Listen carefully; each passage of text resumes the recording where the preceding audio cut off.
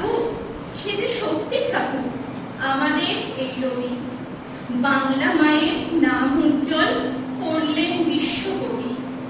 সাহিত্য হোক বা দর্শন, সঙ্গীত থেকে নৃত্য, বাদ যায়নি কোনো কলায়, রয়েছেন তিনি সর্বত্র।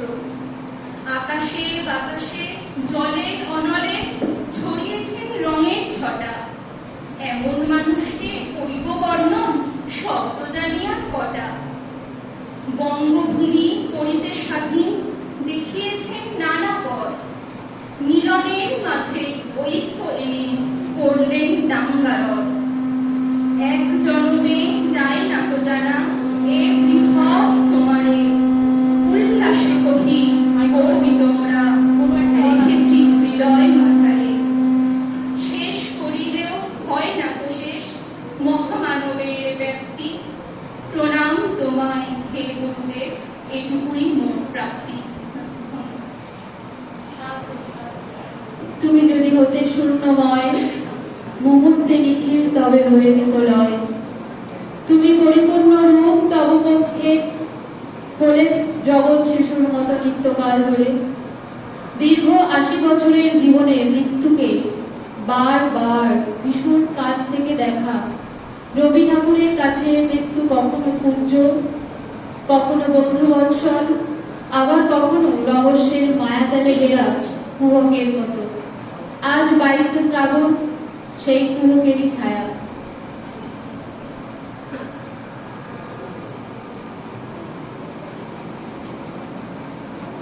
এখন আমরা অর্পিতাকে ডেকে নেব সঙ্গীত পরিবেশনার জন্য। জানিয়ে এবং বন্ধু সমাজ সিনিয়র ও জুনিয়র সহপাঠীদের আমার শুভেচ্ছা জানান।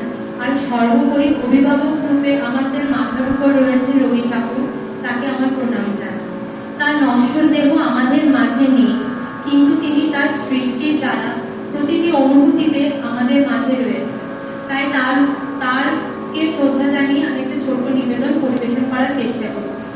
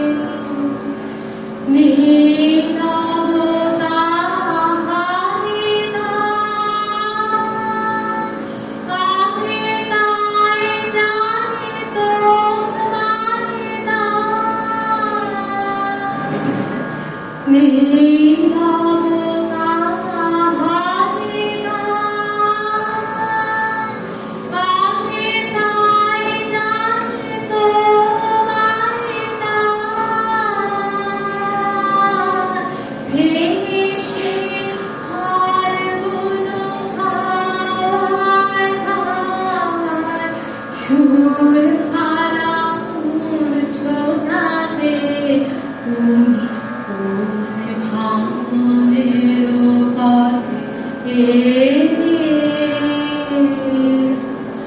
সুপ্ত রাতে তুমি কোন ভাঙনের পথে সুপ্ত রাতে। রবীন্দ্রনাথ আমাদের কাছে চিরস্মরণীয়, তিনি বিশ্বকবি। বেশি কথা না বলে মঞ্চে কবিতা পাঠের জন্য ডেকে নেব প্রতীকীকে। প্রতীকী প্লিজ।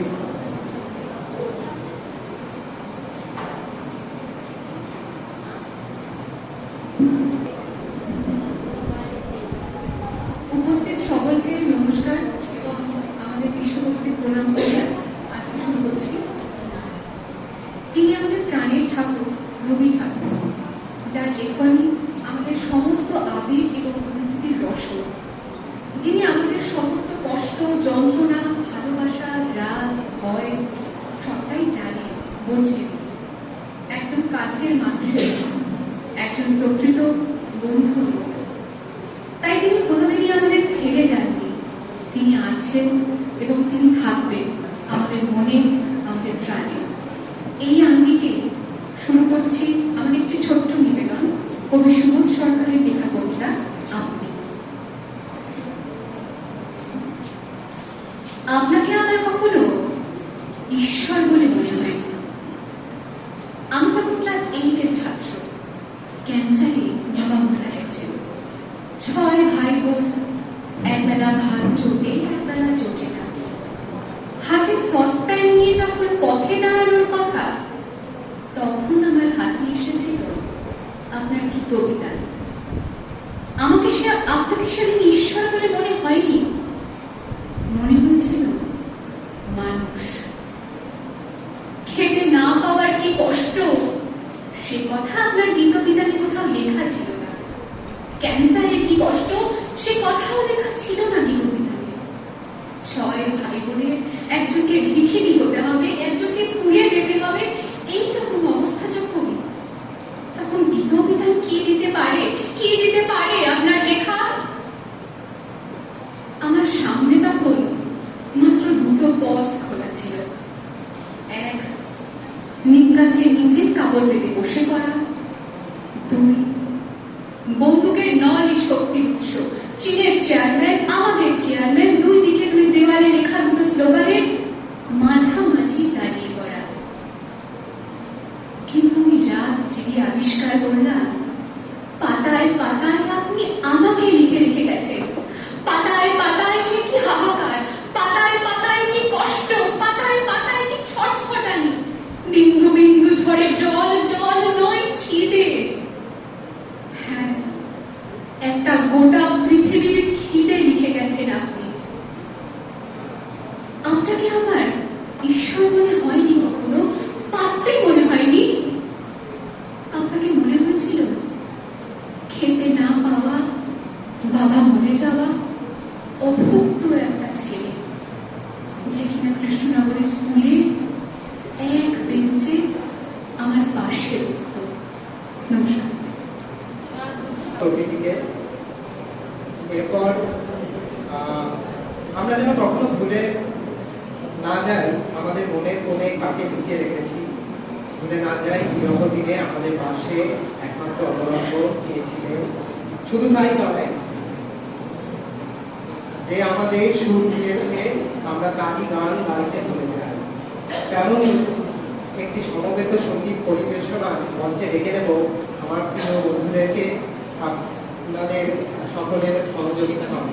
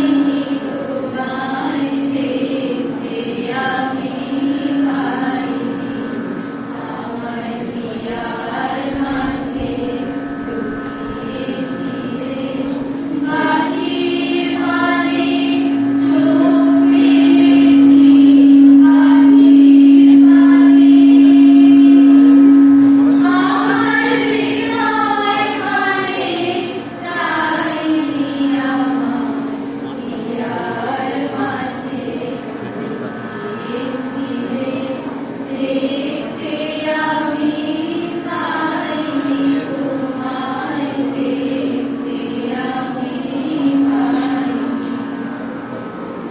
আমার সকল ভালোবাসায়, সকল আঘাত, সকল আশায়, আমার সকল ভালোবাসায়, সকল আঘাত, সকল আশায় তুমি ছিলে আমার কাছে, তুমি ছিলে।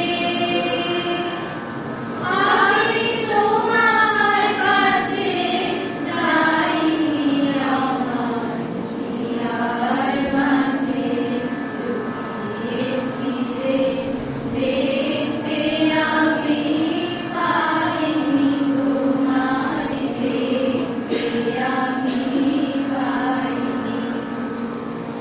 তুমি মোর আনন্দ হয়েছিলে আমার খেলায়, তুমি মোর আনন্দ হয়েছিলে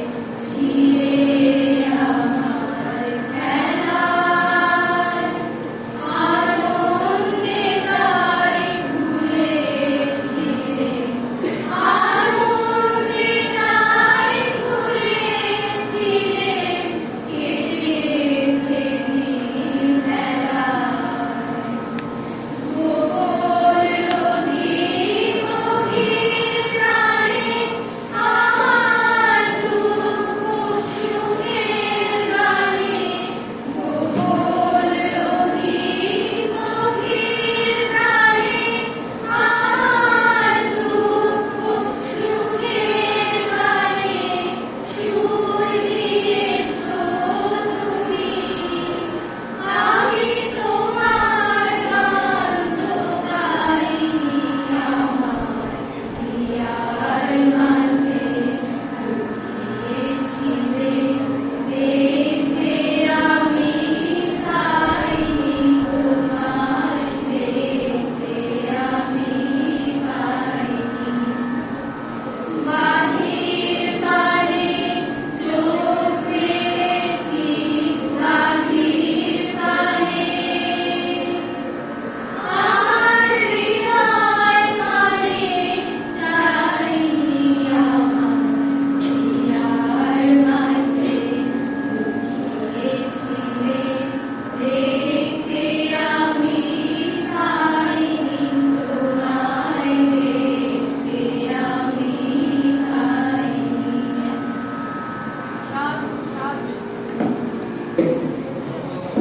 আমি সবার নাম আগে একবার বলেছি, তাই আর নতুন করে বললাম না।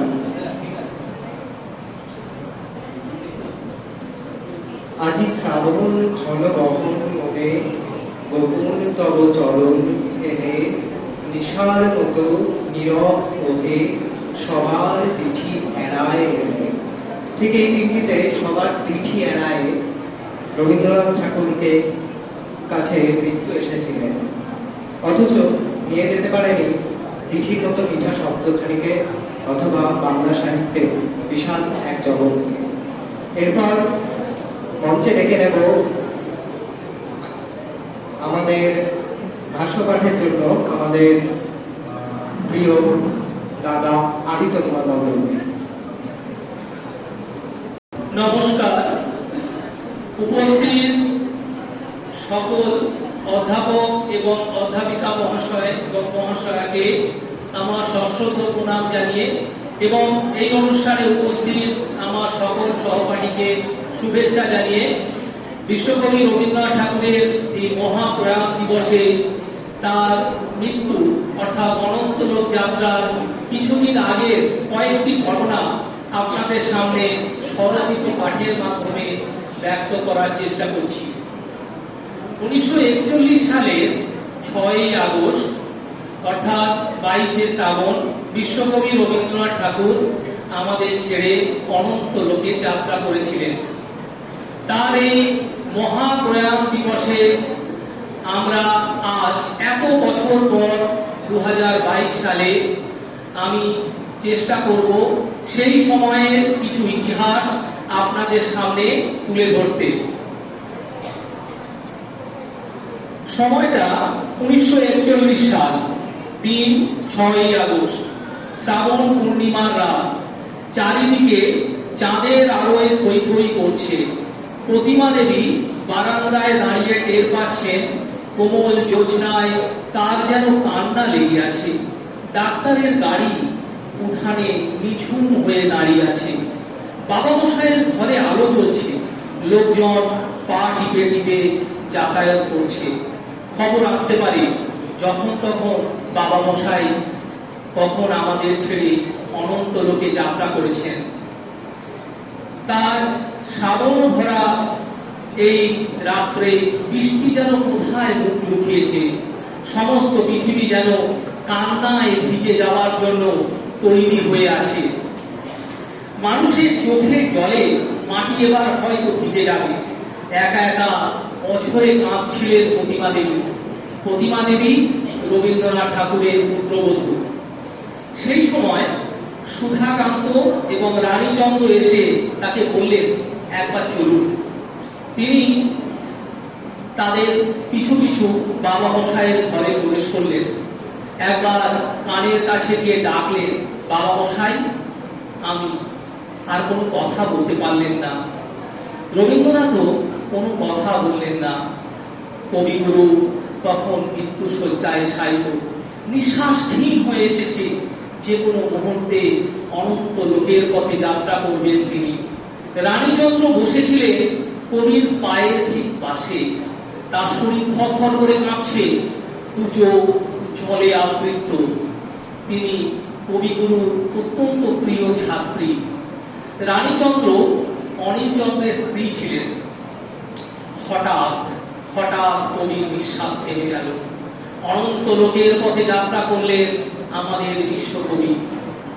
সেই সময় সেই কক্ষে উপস্থিত সকলের চোখে জল। রানীচন্দ্রের শরীর থরথর করে কেঁপে উঠল।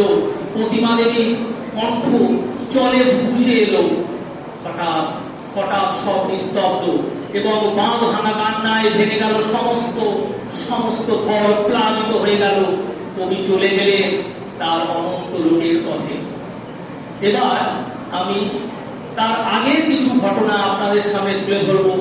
কিভাবে একজন চিকিৎসকের, হয়তো আমার একটু ধৃষ্টতা হবে, কিন্তু ডক্টর বিধানচন্দ্র রায়ের হয়তো সেই সময় ভুল সিদ্ধান্তের কারণে রবীন্দ্রনাথ ঠাকুরকে আমাদের ছেড়ে চলে যেতে হয়েছিল। হয়তো কিছু বছর কবি আরো বেঁচে থাকতে পারতেন।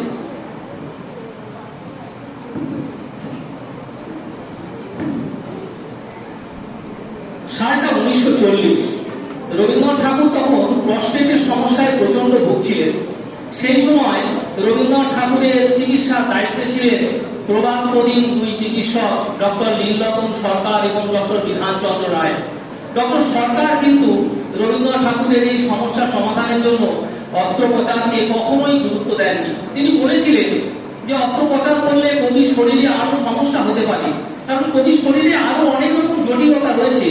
তিনি তার ডাক্তারি স্বাস্থ্য দিয়ে বুঝতে পেরেছিলেন অস্ত্রোপচার রবীন্দ্রনাথের জন্য অনেক খারাপ কিছু বয়ে আনতে পারে। কিন্তু ডক্টর বিধানচন্দ্র রায় ডক্টর লীলরতন সরকারের কথা না শুনে এক প্রকার জোর করেই রবীন্দ্রনাথের অস্ত্রোপচারের জন্য অগ্রসর হয়েছিলেন। কারণ সেই সময় প্রস্টেটের সমস্যা কোনো ভালো চিকিৎসা আবিষ্কৃত হয়নি।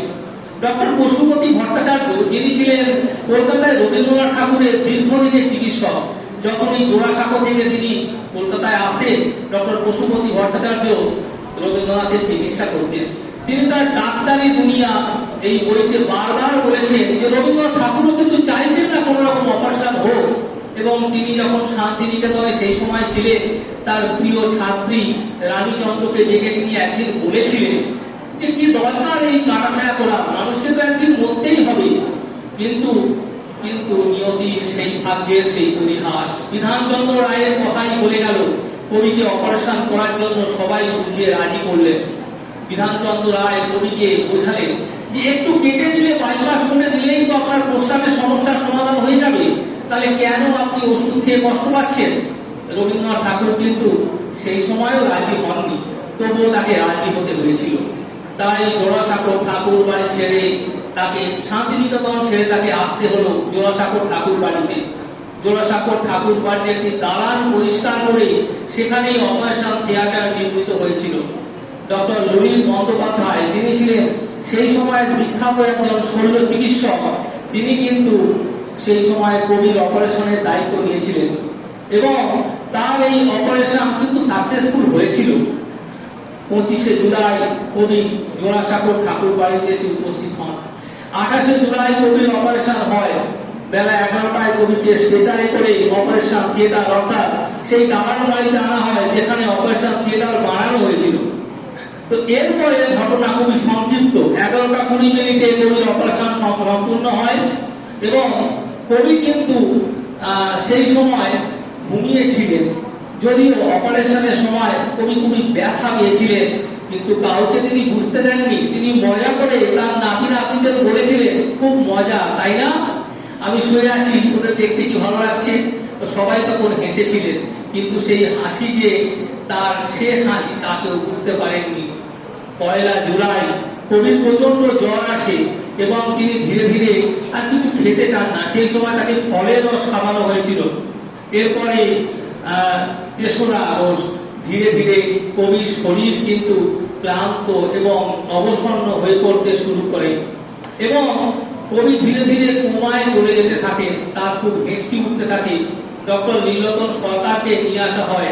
ডক্টর বিধানচন্দ্র রায় সেই সময় ছিলেন এত বড় একজন ডাক্তার, এত বড় প্রভাবপ্রতিম ডাক্তার। তিনি সেই সময় কি হাস্যকর ভাবে তার রবীন্দ্রনাথ ঠাকুরের বাড়ির মহিলাদের বলছেন, তোমরা নাম গান করো, তোমাদের কৃপায় যদি ঈশ্বর সন্তুষ্ট হন, আহ্বান ঈশ্বর সন্তুষ্ট হন, কবিকে যদি তিনি বাঁচিয়ে দেন। আর একবার ভেবে দেখুন ডক্টর বিধানচন্দ্র রায়ের এই ভুল সিদ্ধান্ত কবিকে কিভাবে তার শেষ জীবনের এইটুকু সময় কত কষ্ট দিয়েছিল। কিন্তু আমি এটা বলতে চাই না যে ডক্টর বিধানচন্দ্র রায়ের সিদ্ধান্ত ভুল ছিল, কিন্তু নীলরতন সরকারের দেওয়া ওষুধ যদি রবীন্দ্রনাথ ঠাকুর খেতেন তাহলে আরো কিছুদিন আমরা বিশ্বকবিকে হয়তো আমাদের সঙ্গে পেতাম। কিন্তু বিধানচন্দ্র রায়ের জোর করে চাপিয়ে দেওয়া এই অপারেশনের সিদ্ধান্ত রবীন্দ্রনাথ ঠাকুরকে আমাদের কাছ থেকে অনেক দূরে নিয়ে চলে যায়।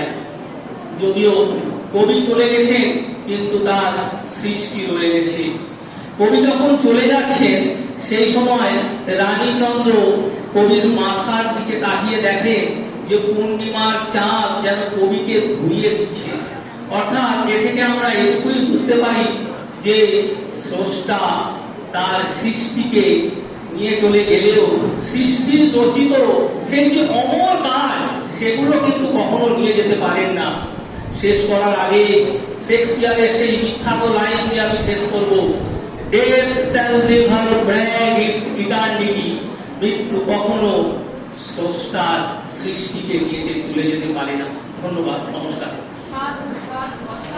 তোমার কাছে এবার আমি মরণ হতে যেন জানি গানের সুরে।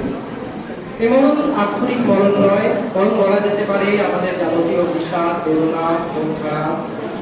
কবিগুরুর গানের সুরে সমস্ত কিছু থেকে আমরা জেগে উঠেছি বারে বারে, এগিয়ে গেছি নবপ্রভাতের নতুন আলোর দিকে। সঙ্গীত পরিবেশনার জন্য মঞ্চে ডেকে নিচ্ছি শ্রীকে। উপস্থিত সকল শিক্ষিকা বৃন্দ এবং শিক্ষক বৃন্দ এবং আমার সহপাঠী ও সিনিয়রদের আমার শ্রদ্ধা এবং শুভেচ্ছা জানিয়ে এবং সর্বোপরি কবিগুরুকে আমার প্রণাম জানিয়ে আমি আমার একটি ছোট্ট নিবেদন শুরু করছি। তুমি রবে নীরবে হৃদয়ে মম, তুমি রবে নীরবে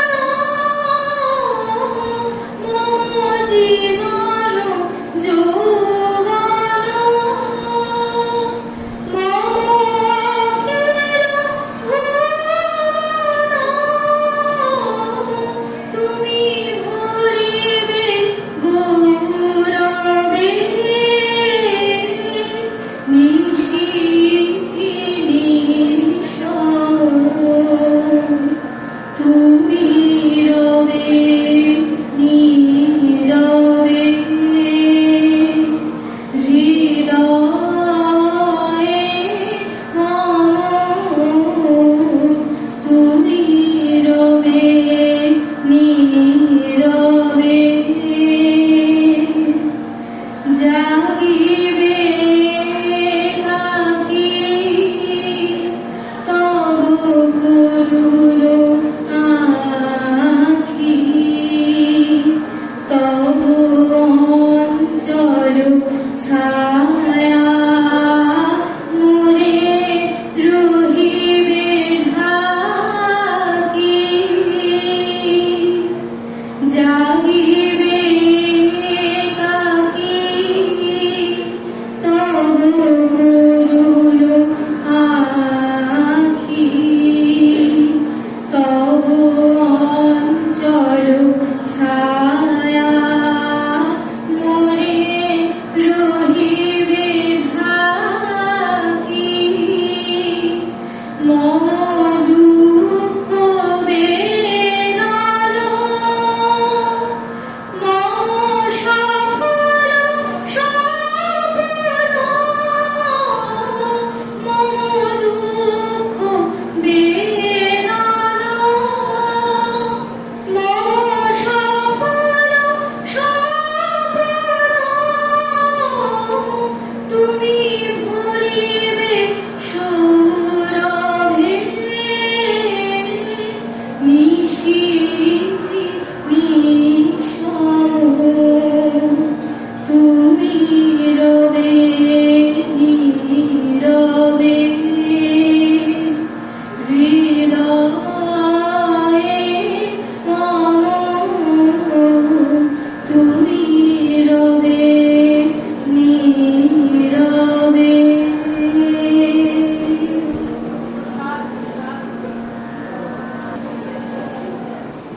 পথ তুলিবার খেলা মন চায় হৃদয়ে জড়াতে আর চিরঋণে। কবিগুরুর চিরঋণে আমরা সবাই আসলে জড়িত, আমরা সবাই চিরঋণী তার কাছে।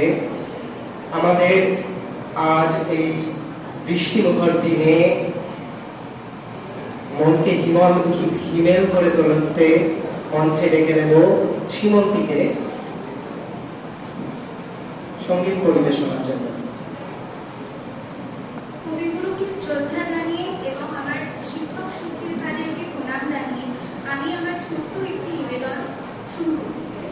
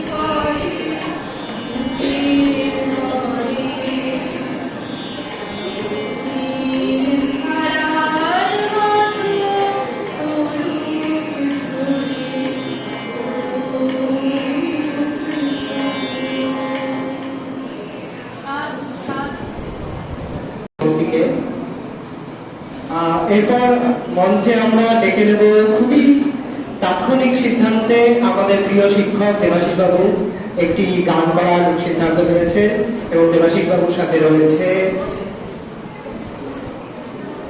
সৌরভ, অয়ন, শুভজিৎ, সুমন, আরেক অয়ন, অরিত্র। সকলকে মঞ্চে নমস্কার। প্রথমেই আজকের এই প্রোগ্রামে কবিগুরুর চরণে প্রণাম জানিয়ে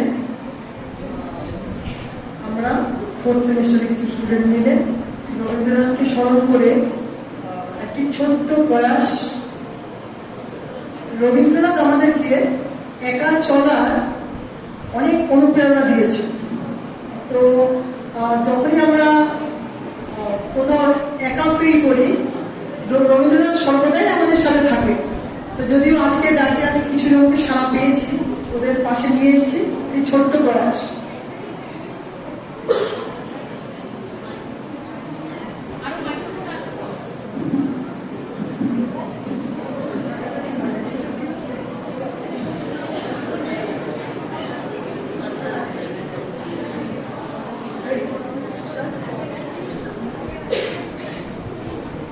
যদি তোর ডাক শুনে কেউ না আসে তবে একলা চলো রে। কেউ না আসে তবে একলা চলো রে। তবে একলা চলো, একলা চলো, একলা চলো, একলা চলো রে।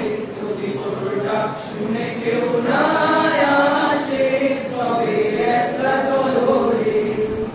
যদি কেউ কথা না কয় ওরে ওরে ও বাবা, কেউ কথা না কয়, যদি সবাই থাকে মুখ ফিরায়ে সবাই করে ভয়, যদি সবাই থাকে মুখ ফিরায়ে সবাই করে ভয়, তবে পরাণ খুলে তুই মুখ খুলে তোর মনের কথা একলা বলো রে। যদি তোর ডাক শুনে কেউ না আসে তবে একলা চলো রে। যদি তোর ডাক শুনে কেউ না আসে তবে একলা চলো রে। যদি সবাই ফিরে যায় ওরে ওরে ও বাবা, সবাই ফিরে যায়, যদি গহন পথে যাবার কালে কেউ ফিরে না যায়, যদি গহন পথে যাবার কালে কেউ ফিরে না যায়, তবে পথের কাটা তুই রক্ত মাখা চরণ তলে একলা বলো রে। যদি তোর ডাক শুনে কেউ না আসে তবে একলা চলো রে। যদি তোর ডাক শুনে কেউ না আসে তবে একলা চলো রে।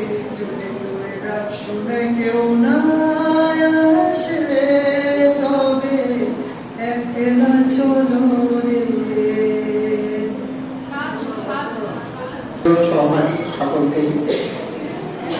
এরপর মঞ্চে ডেকে নেব আমাদের আসল সঞ্চালক মহাশয়কে, যিনি এই নগর সঞ্চালককে এখানে খুবই কষ্ট সহকারে দাঁড় করিয়ে রেখেছেন, আমার প্রিয় এবং অত্যন্ত সুভক্তা পলাশ বাবুকে।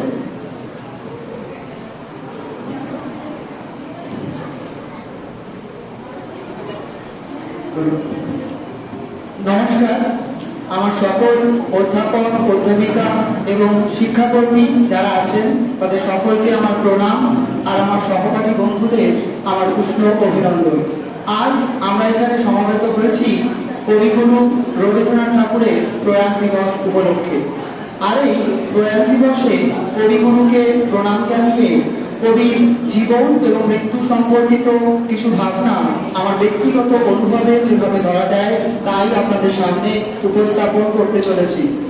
তবে শুরু করার আগে বলে রাখি, যেহেতু এ আমার ব্যক্তিগত অনুভব, তাই গুণীজনেরা যদি কিছু ভুল হয়ে থাকে আমাকে নিজ মনে মার্জনা করবেন। আসুন শুরু করা যাক। জন্মিলে মরিতে হবে, অমরকে কোথা হবে, চিরস্থির কবে নি হায় জীবন নবে। মৃত্যু জীবনের এক অনিবার্য পরিণাম, জীবনের এক গুরুত্বপূর্ণ প্রত্যয় এই মৃত্যু। আর এই মৃত্যুকে ঘিরে আমাদের ভাবনাও অন্তহীন। আমরা প্রত্যেকেই কখনো না কখনো কোনো না কোনো ভাবে মৃত্যু সম্পর্কে ভেবেছি। আসলে পৃথিবীতে এমন মানুষ খুঁজে পাওয়া খুবই মুশকিল যিনি কখনো মৃত্যু নিয়ে ভাবেননি। কবি সম্রাট রবীন্দ্রনাথও মৃত্যু নিয়ে নানা সময়ে নানাভাবে গভীর বিশ্লেষণে ভেবেছেন, আর তাকে প্রকাশ করেছেন তার বিভিন্ন সৃষ্টি সম্ভারের নানা আঙ্গিকে। অবশ্য বলাই বাহুল্য, মৃত্যু সম্পর্কে তার ভাবনা আমাদের থেকে আলাদা, ভিন্নতর। ব্যক্তিগত জীবনে রবীন্দ্রনাথ একাধিকবার মৃত্যুর শোক পেয়েছেন। বারবার তিনি শোকে আক্রান্ত হয়েছেন, কিন্তু তবুও তিনি জীবনপ্রেমী। এ কথা বলার অর্থ এই নয় যে রবীন্দ্রনাথ শোকাহত হননি। আসলে তিনি আমাদের মতোই পদে পদে বিব্রত হয়েছেন, শোকাহত হয়েছে, এমনকি একসময় তিনি নিজে আত্মহননের কথাও বের করেছেন। কিন্তু যখন আমরা দেখি যে তিনি মৃত্যুর সামনে দাঁড়িয়ে অটল তিতিক্ষায় নিজের মৃত্যুঞ্জয়ী মনোভাব ঘোষণা করেন, তখন আমরা বুঝে নিতে পারি তার জীবন তৃষ্ণার কথা। আসলে তিনি তো বলেছেন, মরিতে চাহি না আমি এ সুন্দর ভুবনে, মানবের মাঝে আমি বাঁচিবারে চাই। রবীন্দ্রনাথ এমনই একজন ব্যক্তি যিনি এই ভুলুণ্ঠিত মধুময় তুলিকে ভীষণভাবে ভালোবেসেছেন। আমরা যারা সাধারণ জন, তারা প্রত্যেকেই পরাজয়, মৃত্যু ইত্যাদিকে জীবনের সমাপ্তি বলে মনে করে থাকি, অথচ রবীন্দ্রনাথ তাকেই দেখেছেন জীবনী শক্তি হিসাবে। আমরা যেখানে দেখেছি অনর্থ অভ্যাগতকে, সেখানে তিনি দেখেছেন দুরাগত সার্থকতাকে। আসলে ব্যক্তি জীবনে রবীন্দ্রনাথের এই অবিশ্বাস্য যে জীবনবোধ, তা কিন্তু গড়ে উঠেছে তার মৃত্যু ভাবনা, বিশেষ করে ব্যক্তিগত পরিসরের মধ্যে যে আঘাত, তা থেকে। আপনাদের সামনে একটা দৃষ্টান্ত তুলে ধরা যেতে পারে। কবি রবীন্দ্রনাথ তার স্ত্রী মৃণালিনী দেবীকে ডাকতেন ছুটি বলে। 1902 খ্রিস্টাব্দে কবি স্ত্রী যখন মারা গেলেন, তখন দীনেশচন্দ্র সেনকে লেখা একটি চিঠিতে তিনি লিখছেন, ঈশ্বর আমাকে যে শোক দিয়েছেন তা তিনি নিষ্ফল করবেন না। এই শোকের দ্বার দিয়াই তিনি আমাকে মঙ্গলের পথে উত্তীর্ণ করে দেবেন। একবার ভেবে দেখুন, কেমন মানুষ রবীন্দ্রনাথ, যিনি কিনা নিজের পত্নীর শোককে বলছেন মঙ্গলের পথে উত্তীর্ণ হওয়ার কথা। আমার মনে হয় না এই কথা শোনার পর এখানে উপস্থিত কারোর পক্ষে রবীন্দ্রনাথের জীবনবোধকে না বুঝে থাকার উপায় আছে, কিংবা আর কোনো দৃষ্টান্ত সেখানে দেওয়ার প্রয়োজন আছে। তবে বলে রাখা ভালো, শুধুমাত্র কবির স্ত্রীর মৃত্যুতে নয়, তার সন্তান সৌমিত্রনাথের মৃত্যুতে, নিতুর মৃত্যুতেও কবির এই একই মনোভাবের পরিচয় আমরা পেয়েছি। ব্যক্তিগত পরিসংখ্যান থেকে জানা যায় যে দীর্ঘ 80 বছরের জীবনে রবীন্দ্রনাথ প্রায় 40টি মৃত্যুর শোককে কাটিয়েছেন। আমরা জানি যে রবীন্দ্রনাথকে সবচেয়ে বেশি করে ব্যথা দিয়েছিল যে মৃত্যু শোক, তা আসলে প্রিয় বৌঠা কাদম্বরী দেবীর মৃত্যু।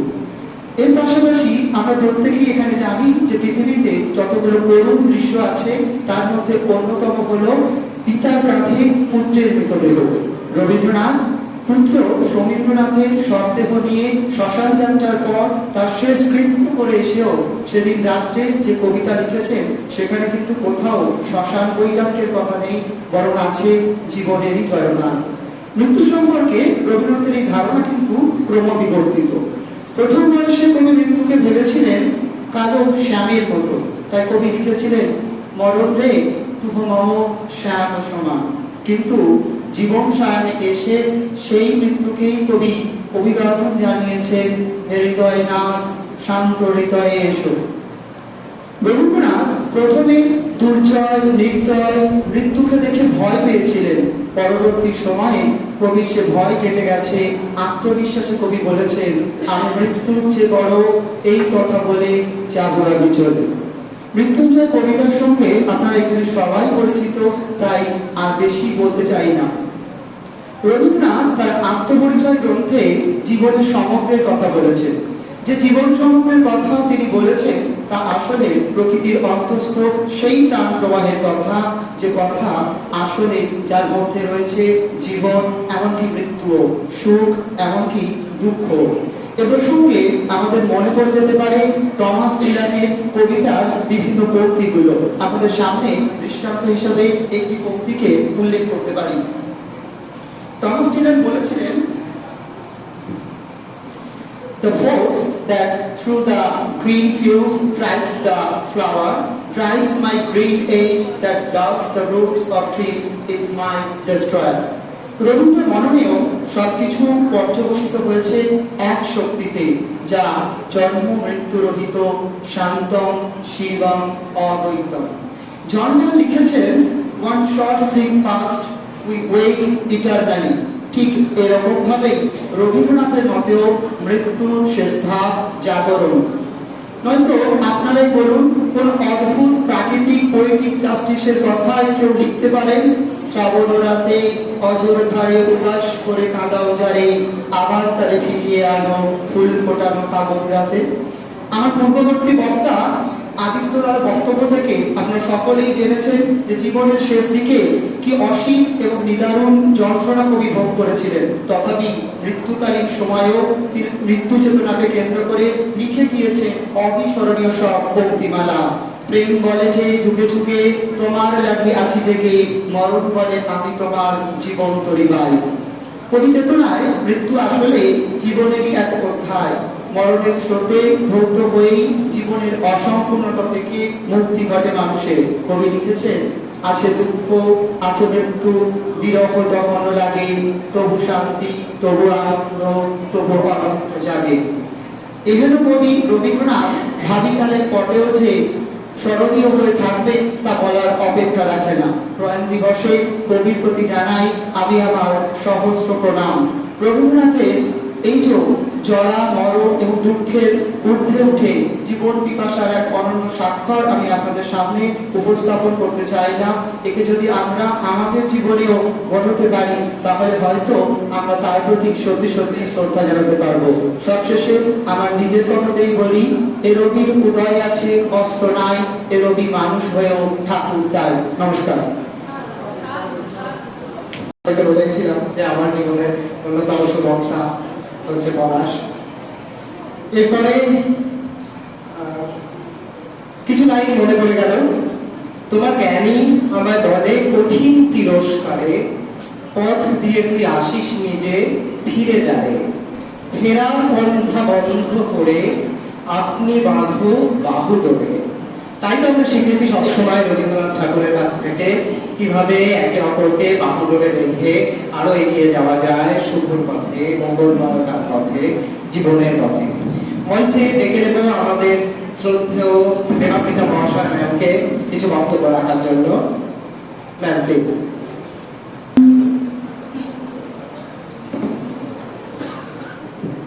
আচ্ছা, দেখা যাচ্ছে কি?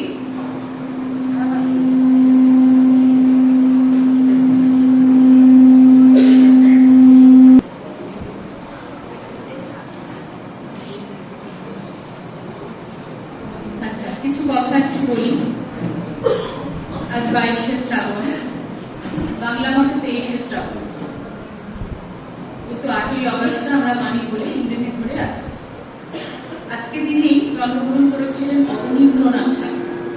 ঠাকুর পরিবারে এই আজকের দিনটা একটা জন্ম উৎসব পালিত হতো রবীন্দ্রনাথ ঠাকুরের দাদা অবনীন্দ্রনাথ ঠাকুরের। আজকে আনন্দবাজার পত্রিকা অনলাইনে ফার্স্ট পেজেই তোমরা দেখতে পাবে, এটা নিয়ে একটা লেখাও বেরিয়েছে। কিন্তু যেদিন থেকেই 1941 সালে এই দিনটা চলে এলো, তখন থেকে আর অবনীন্দ্রনাথ ঠাকুরের জন্মদিন আর পালন হলো না, কারণ অন্য একটি ঘটনা ঘটে গিয়েছিল। সেটা গেল, ঠিক আছে, একটা কথা। কিন্তু আজ আমি যেটা কয়েকটা কথা বলবো তোমাদের, এটা একবারে আমার অন্তরের উপলব্ধি। আসলে না, 25শে বৈশাখ বা 22শে শ্রাবণ বলে আলাদা করে দিনটার গুরুত্ব হয়তো আমার কাছে হয়তো অনেকের মতো অতটা নয়, কারণ প্রতিটা দিন তাকে নিয়ে বাস করবে। প্রতিটা দিন আমার বাড়িতে গেলে দেখতে পাবে 9খানা রবীন্দ্রনাথ ঠাকুরের বিভিন্ন বয়সের ছবি।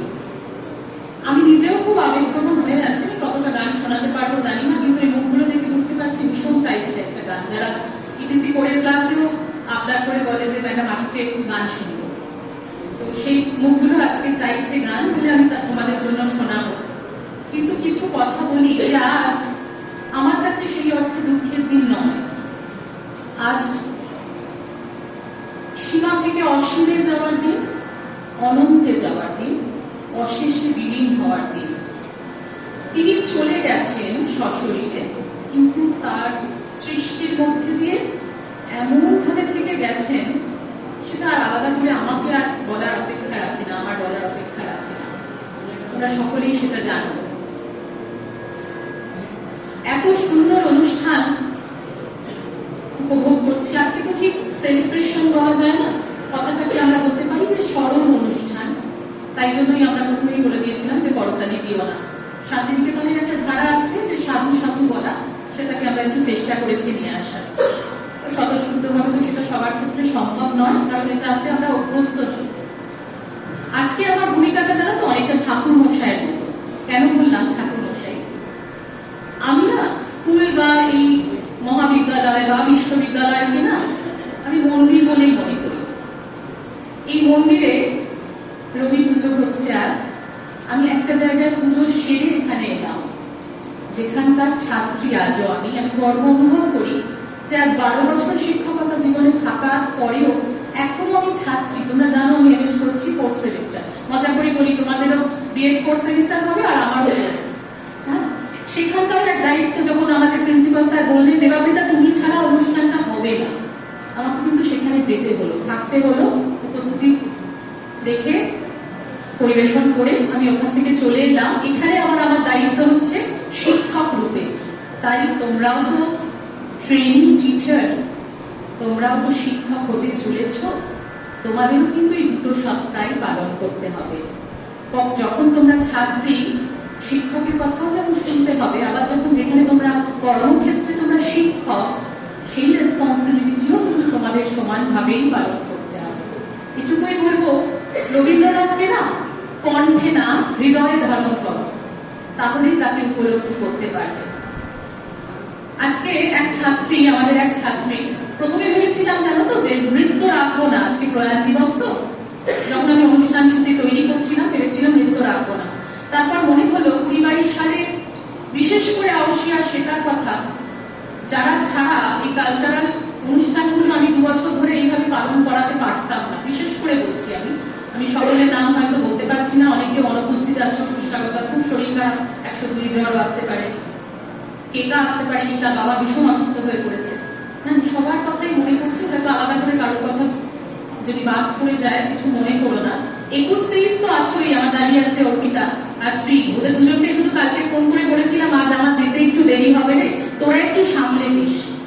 হ্যাঁ, মানে আমি অনুষ্ঠানটা যাতে শুরু করার মতো পরিস্থিতিটা তোরা একটু সামলে দিস। ওরা খুব সুন্দরভাবে, আমি এসে দেখলাম, আমি 1:05 যখন ঢুকলাম দেখলাম যে খুব সুন্দরভাবে ওরা সবকিছু প্রস্তুত করে রেখেছে। আজকে একটা গান একটুখানি শোনাতে ইচ্ছা করছে। ইচ্ছাটা জাগালো আদিত্য, আমাদের ডিএলএড এর ছাত্র। ও যখন রানী চন্দ্রের কথা বললো, আদিত্য আছে কিনা এখানে জানি না, ও যখন রানী চন্দ্রের কথা বললো, রবীন্দ্রনাথ ঠাকুরের খুব প্রিয় ছাত্র, সেখানেও কিন্তু দেখো আবার সেই ছাত্র আর শিক্ষকের সম্পর্কে উঠে আসে। রানী চন্দ্রকে একবার স্মৃতিচারণের সময় কবি বলেছেন যে নতুন বৌঠান চলে গেল, কি যে বেদনা বাজলো বুকে। আমি সেই সময় মধ্যরাত্রি পর্যন্ত ছাদে পায়চারি করতাম বলেই কবি গেয়ে উঠলেন এই গানটি। একটু ছোট করে শোনাই। এই গান সত্যি কথা পরিবেশন করার যোগ্য আমি কিনা আমি জানি না, কারণ এর যে ভাব, অন্তর্নিহিত ভাব, অক্ষুণ্ণ রেখা গাওয়া ভীষণ কঠিন। কিন্তু যখন আমি 6 বছর ধরে এই রবি ঠাকুরকে নিয়ে পিএইচডি করছি রবীন্দ্রভারতী বিশ্ববিদ্যালয় থেকে, বারবার উপলব্ধি করেছি আজকে আমরা যে সমগ্র গীতবিতানটা দেখতে পাই, সেই গীতবিতানটা হয়তো পেতাম না যদি নতুন বৌঠান না থাকতে, যদি কাদম্বরী দেবী এই বসন্তের বাতাসটুকুর মতো তাকে ছুঁয়ে দিয়ে 25 বছর বয়সে অকালে না চলে যেতেন। এবং কবি এই গানের মধ্যে বারবার একটা কথা বলেছেন, সে চলে গেল বলে গেল আমার প্রাণের পরে চলে গেল কে, বসন্তের বাতাসটুকুর মতো সে যে ছুঁয়ে গেল, নুয়ে গেল রে।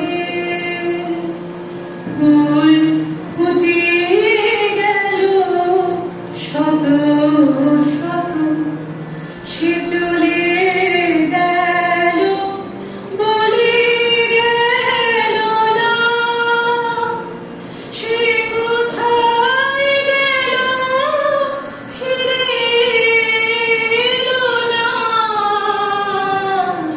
সে যেতে যেতে চলে গেল কি যেন গেয়ে গেল। তাই আপন মনে বসে আছি কুসুম বনেতে, তাই আপন মনে বসে আছি কুসুম বনেতে।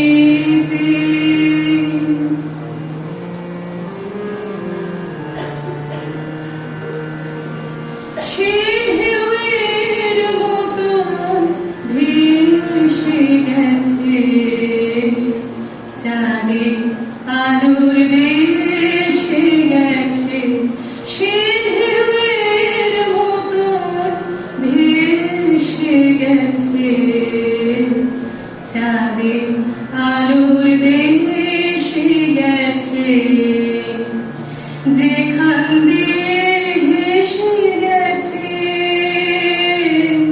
হাসি তার লিখে গেছে রে।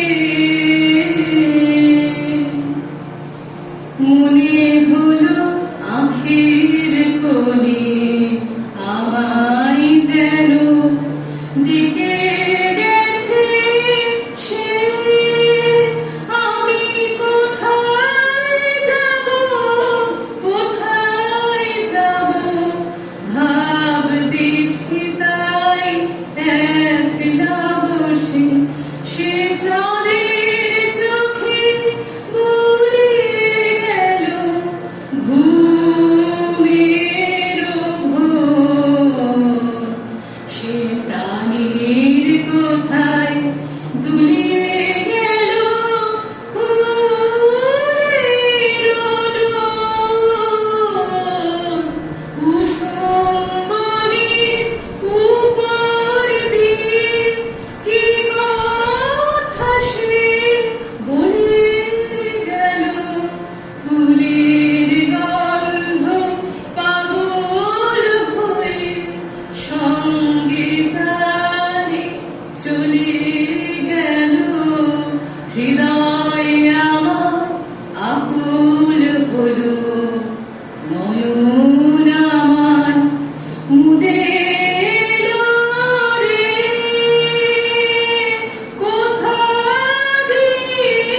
কোথায় গেল সে,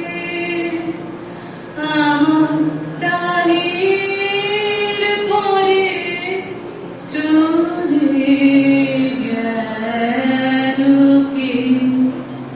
বসন্তে বাতাসটুকুর মতো। তাই বলি, রঞ্জন বন্দ্যোপাধ্যায় কাদম্বরী সুইসাইড নোটে যে কথাগুলো লিখে গেছেন সেটাতে বিশ্বাস নয়, প্রকৃত রবি ঠাকুরকে অনুধাবন করার চেষ্টা করো, উপলব্ধি করার চেষ্টা করো, তাহলেই চিনতে পারবে। এবার ওই এক শিক্ষকের কথা বললাম যার আদেশ অনুসারে প্রথমে সকালবেলা পুজো করে আরেক জায়গায় পুজো করতে এসেছি। এবার বলি ছাত্রীর কথা। এক ছাত্রী আসতে অনুরোধ করা হচ্ছে, তাকে যখন বললাম, প্রথমে বললাম নাচ রাখিনি, তারপর ভাবলাম যে না, বিরহ, আমাদের বিরহটাকে সবসময় যে আমরা গানের মাধ্যমে ফুটিয়ে তুলবো বা আবৃত্তির মাধ্যমে এমন তো নয়, নৃত্যের মাধ্যমেই বা কেন হবে না। তাই এবছর থেকে একটু অন্যভাবে ভাবার চেষ্টা করেছি। আর সে তখন একটা আবদার করবো। আমি বারবার বলছি, তোমরা আছো তাই আমরা আছি, তোমরা প্রত্যেকে আছো তাই জন্য আমাদের অস্তিত্ব, তোমরা ছাড়া আমাদের কোনো অস্তিত্ব নেই। তাই ওই মেয়েটা যখন আবদার করলো, ম্যাডাম আমরা তো চলেই যাব, 20-22 ব্যাচ, আমরা খুব জানি যে আর কটা দিন, সে আবদার করলো আপনার গানের সাথে নাচতে ইচ্ছা করছে ভীষণ, করবেন? না করতে পারি, আমন্ত্রণ জানাই। হ্যাঁ, তুই কি এখানে করতে, তুই পিছিয়ে নাকি এখানে?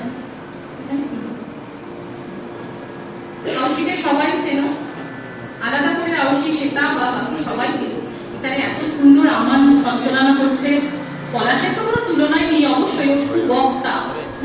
হয়তো অনেকে অনেক কিছু ভাবে, বলতে পারাটা খুব কঠিন। সুবক্তা যে হয়, ভালো বক্তা যে হয় সে বলতে পারে, আমার সেটা খুব ভালো পারে। রোজিনা অসাধারণ, প্রত্যেকে বলছি এত সুন্দর, তোমারও অসীমে শুনতে শুনতে আমার গায়ে কাঁটা দিচ্ছিল জাস্ট। আমি কিন্তু কি বিশ্বাস করো, আমি কিন্তু কাউকে কিচ্ছু তোলাইনি, ওরা নিজেরা করেছে। আচ্ছা, আউশির ইচ্ছা পূরণ, কবির গানে গানে। তুমি কোন কারণের কোন গগনের তারা, তোমায় কোথায় দেখেছি যেন কোন স্বপ্নের পারা। তুমি কোন কারণের কোন গগনের তারা, তোমায় কোথায় দেখেছি যেন কোন স্বপ্নের পারা। তুমি কোন কারণের কোন গগনের তারা। কবে তুমি গেছিলে আখের পানে চেয়েছিলে, ভুলে গিয়েছি শুধু মনের মধ্যে জেগে আছে ওই নয়নের তারা। তুমি কোন কারণের কোন গগনের তারা।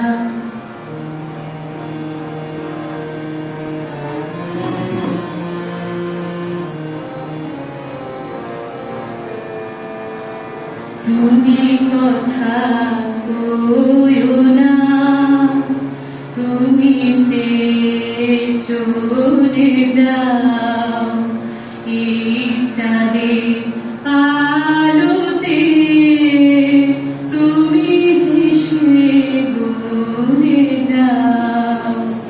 আমি ঘুমের ঘোরে চাঁদের পানে চেয়ে থাকি মধুর প্রাণে।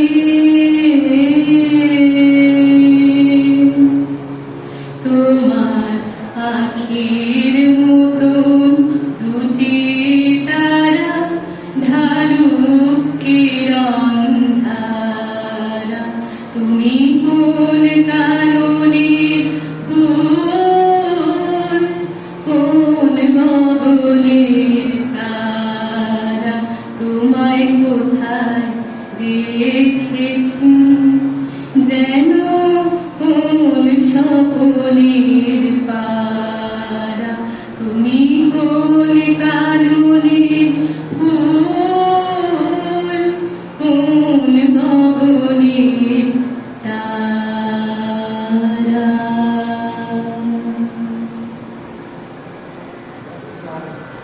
এমডি ম্যাডাম এখানে বসে আছে, মানে অনেক দিন ধরে অত্যন্ত পরিশ্রম করে ওনাদের টিম নিয়ে এত সুন্দরভাবে মঞ্চটা সজ্জা না করলে ভালো লাগতো না। হয়তো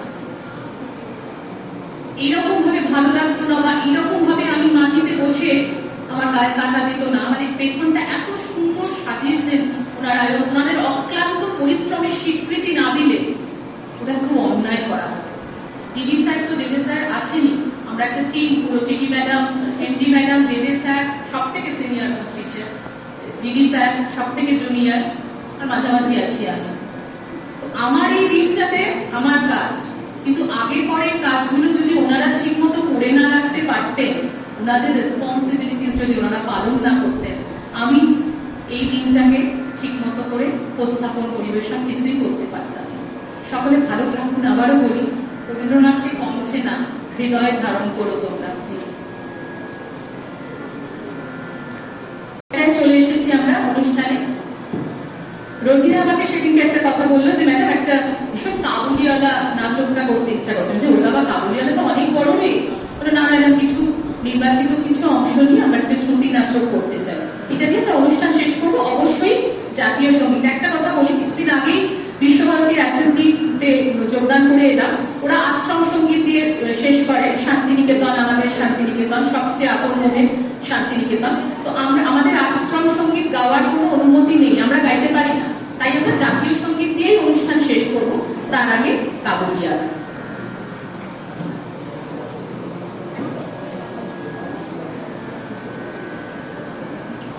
ইনি মায়ের চরিত্রে অভিনয় করছে অরিত্রী, এবং ইনি বাবা এবং কাবুলিওয়ালা একই ভাবে অভিনয় করছে আমাদের রোজিনা।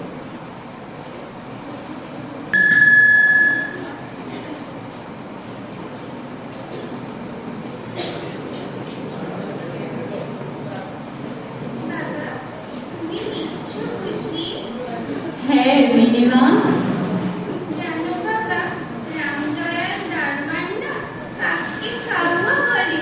ও কিচ্ছু জানে না না। রামদয়াল হিন্দুস্তানি কিনা, হিন্দিতে কাউকে কৌয়া বলে। বাবা জানো, ভোলাটা না ভীষণ বোকা। কেন? সে আবার কি করলো? ও বলছিল আকাশে নাকি অনেক হাতি আছে, তারা সুর দিয়ে জল ফেলে, তাই বৃষ্টি হয়। মা গো, ভোলা এত মিছিমিছি বকতে পারে, কি বলি বকে, দিন রাত বকে। না, আজও মনে হয় লেখাটা শেষ করতে পারবো না। মিমি, তোমার মা বুঝি তোমায় পাঠিয়ে দিলেন? হ্যাঁ, মা বললো যা বাবাকে বিরক্ত কর। বাবা, মা তোমার কি হয়? মিমি, তুই ভোলার সাথে গিয়ে খেলা করবে, যা। আমার এখন একটু কাজ আছে। হিম নিবে, হিম, পিস্তা বাদাম মেওয়া নিবে। কাবুলিওয়ালা, ও কাবুলিওয়ালা। হা হা হা, আসো আসো। না না না, উনি বাবা, কাবুলিওয়ালাটা আমাদের বাড়িতে আসছে। ওকে মিনি, দৌড়াচ্ছ কেন? পড়ে যাবে। কে কে ওখানে? সালাম বাবু সাহেব, আমার নাম রহমত শেখ আছে। কি ব্যাপার? খুকি আপনার লড়কি আছে? হ্যাঁ, আর বলো না ওর কথা। তা তোমার দেশ কোথায়? জি, আমার মুলুক আছে কাবুল। আচ্ছা, দাঁড়িয়ে আছো কেন? বসো। জি জি বাবু সাহেব, তোমার লেডি কোথায় গেল?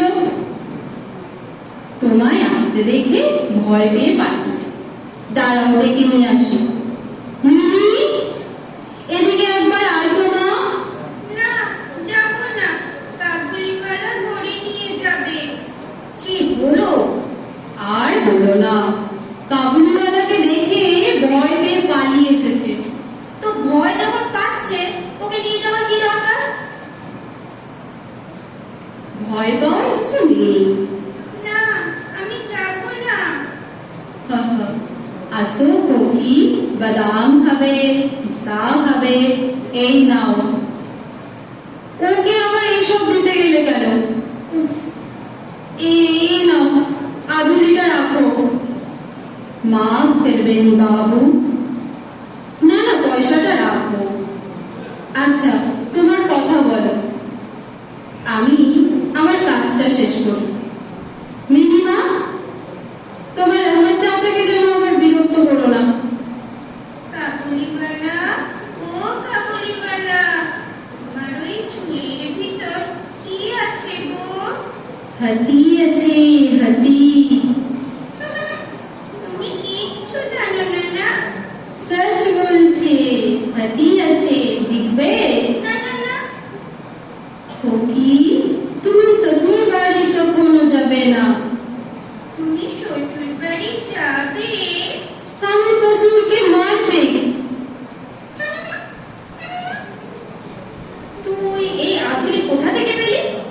কাবুলিওয়ালা দিয়েছে। কাবুলিওয়ালার কাছ থেকে তুই আধুলি নিতে গেলি কেন? আমি চাইনি, সে এমনি দিলে। আহা, কি হয়েছে সেটা বলবে তো। দেখো না বাবা, মা আমায় শুধু বকছে।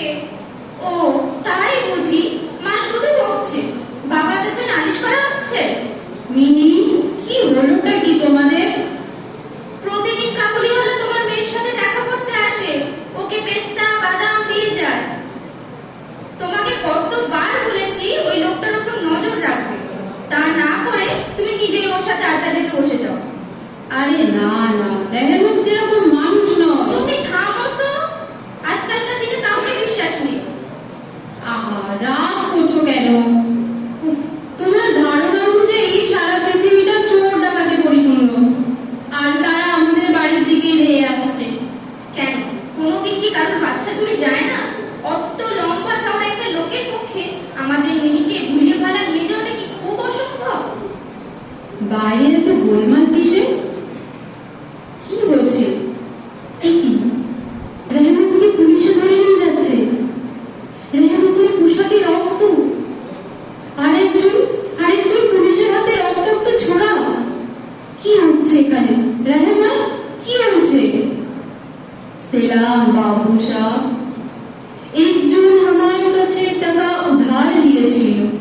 টাকা শোধ করবার সময় বলে আমি নাকি মিথ্যেবাদী আছি, ওর কোনো উধার নাই, তো দিলাম চাকু চালায়। মিথ্যাবাদী বেঈমান। কাবুলিওয়ালা, ও কাবুলিওয়ালা, তুমি শ্বশুর বাড়ি যাবে? শ্বশুরকে মারতাম, কিন্তু কি করবে, হাত বাঁধা। মিনি, চলে এসো। দেখতে দেখতে কত বছর পার হয়ে গেল। আজ মিনির বিয়ে। ভাবতেও অবাক লাগে, সেই দিনে সেই ছোট্ট মিনি এখন কত বড় হয়ে গেছে। সেলাম বাবু সাহেব। কে? ঠিক চিনতে পারলাম না। আমি রেহমান। রেহমান, কবে এলে? সাহাব, কাল শাম को জেল से खलास পেয়েছি। আজ আমাদের বাড়িতে একটা কাজ আছে, আমি একটু ব্যস্ত আছি। আজ তুমি যাও। ওকে কি একবার দেখতে পাবো না বাবু? বললাম না, আজ কাজ আছে, আজ কারোর সাথে দেখা করা যাবে না। ঠিক আছে, ঠিক আছে, সেলাম বাবু। আচ্ছা, এই টাকাটা রাখো তো রহমত। আপনার বহুত দয়া, আমার হামেশা ইয়াদ থাকবে। আমাকে পয়সা দিবেন না বাবু। আপনার যেমন এক লড়কি আছে, তেমনি আমারও দেশে এক লড়কি আছে। আমি তারই মুখ ইয়াদ করে করে তোমার খকির জন্য কিছু মোয়া হাতে নিয়ে আসি।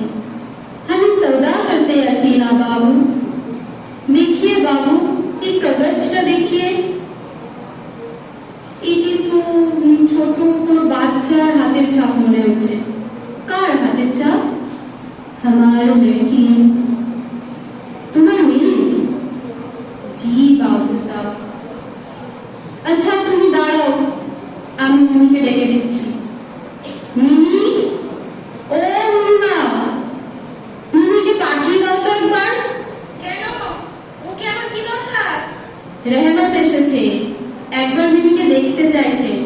রেহমান মানে সেই কাবুলিওয়ালাটা? কেন, আজ এই শুভ দিনে ওর কি করতে আসার দরকার? টাকা দিয়ে ওকে আগে বিদায় করো। মিনি, চলো আমার সঙ্গে। শোনো, ও কোথাও যাবে না। এ কি, তুমি ওকে নিয়ে কোথায় চললে?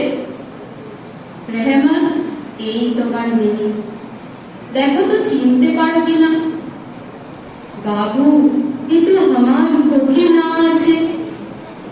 আসলে অনেক বছর হয়ে গেছে রহমান, মিনি আর সেই ছোট্ট খুকি নেই। आज বিয়ে কি তুমি শ্বশুর বাড়ি যাবে? মিনি, তুমি এক্ষুনি ভিতরে যাও। কি আমাকে চিনতে পারলো না বাবু? আমাকে চিনতে পারলো না? রেহমান, এই টাকা কটা রাখো, এটা নিয়ে তুমি তোমার দেশে ফিরে যাও। নেই বাবু, তা হই না। কেন হবে না রেহমান? তুমিও যে, আমিও সে। তুমিও একজন মেয়ের বাবা, আমিও একজন মেয়ের বাবা। টাকাটা নিয়ে বরং তুমি তোমার মেয়ের কাছে দেশে ফিরে যাও। তোমাদের শুভকামনায়, আমার মেয়ের কল্যাণ হোক।